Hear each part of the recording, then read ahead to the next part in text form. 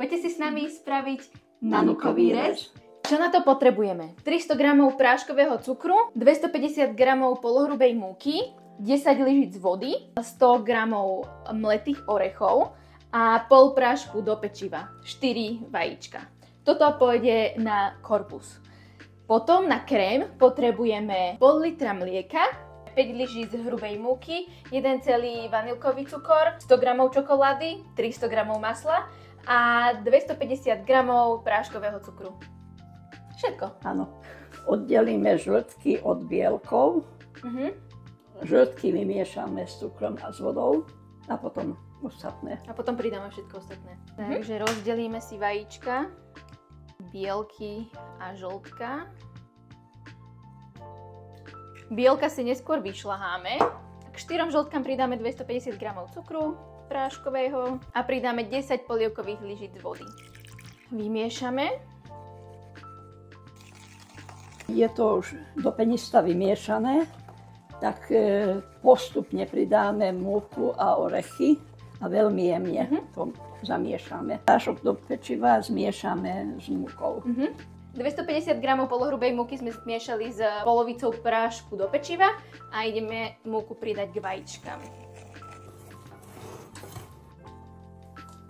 Pridáme 100 g orechov. Jemne vymiešame.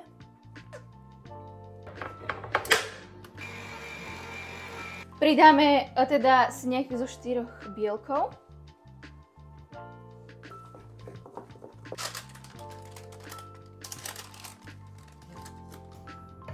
Pečieme teraz na koľko stupňov?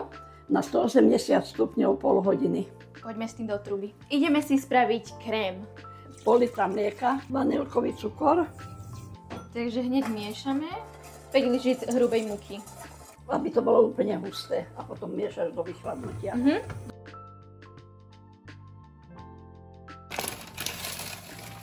250 g práškového cukru ideme zmiešať s 250 g masla.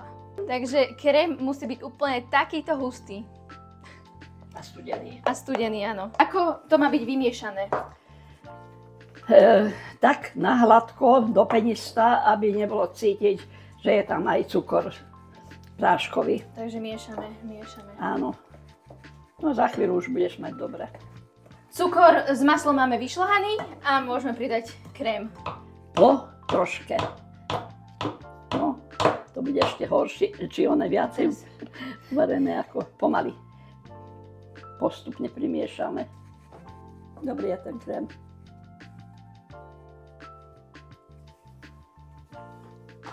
Ešte tu na kraji.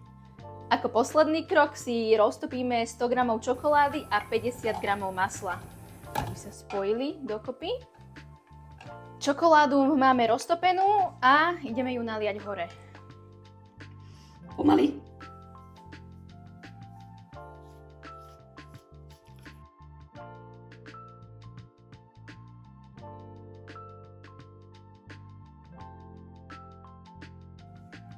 Máme hotovo. Poďme ochutnať. Dobrú chuť. Dobrú chuť. Ňamka. Aj cesto je také jemné a aj ten vrch, čo má takú chuť, ako keby si človek jedol nanuk. No, skoro ako nanuk.